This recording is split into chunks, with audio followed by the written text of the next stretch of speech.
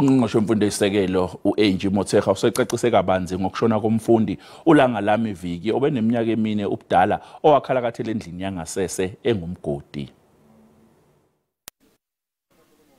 Lesigameko sesivuse ezinye ingxoxo ngodaba lokuphepha kwabafundi kanye nenqalasizinda yenhlanzeko ezikoleni ezisemakhaya.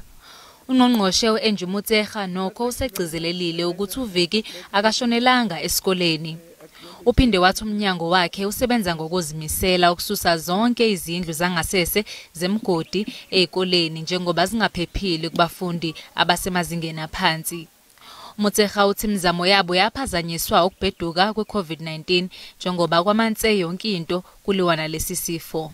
She didn't die because we had not as government replaced old toilets.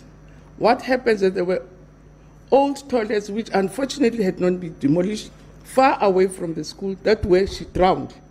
Maybe the question is, why were those toilets not demolished? But the fact of the matter, there were new toilets at the school. Indawo ezisemakhaya nasemalokishini zisalele ngemuva makuza kwezithinta inqalasizinda nakuba uhulumeni wakhipha amabhiliyoni amabili amarandi ngo-2018 ukuzama ukusheshisa uhlelo lokwakhiwa kwenqalasizinda.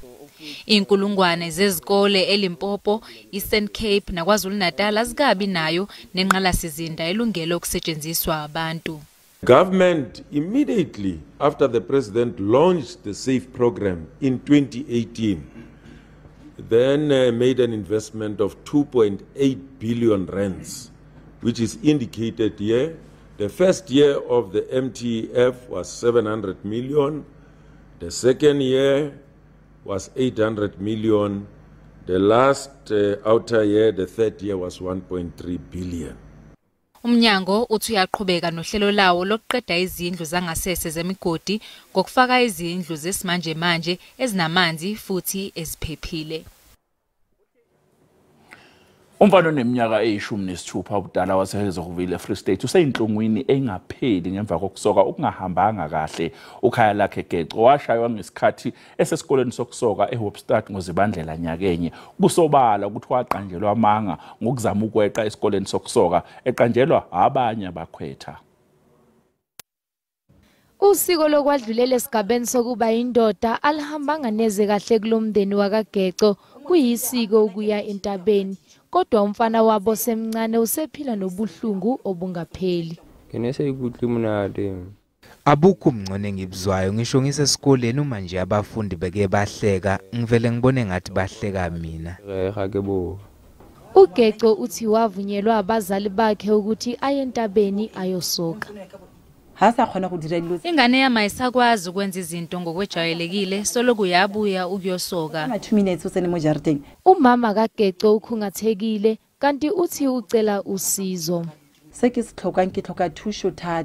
Ngicela usizo kunoma ubani ongaba nalo noma uke wabhekana nesimo esifana nesengane yami awuhlabe awulawule. Ikomiti elibhekelele ukusoka lingaphakathi eminyangweni wezempilo esifundazweni Free State nelibhekene ngqo nezinto ezithinta ukusoka lithi umnikazi wesikole kanye nengcibi kufanele bathwale leli cala. Isenzo esenzeke enganeni yakwaGeco asamukelekile neze futhi akekho ovumeleke ukuba abeke ingane isandla. Njengoba lo mfundi webanga lesishagalolunye linde ukudluliselwa esibhedlela eBloemfontein ukuze ayothola ukunakekela okungeziwe, umama wakhe ufuna kwenziwe ubulungiswa. Abasolwa kulindeleke ukuba bavele enkantolo yemanje yaseHopstad ngenyanga ezayo.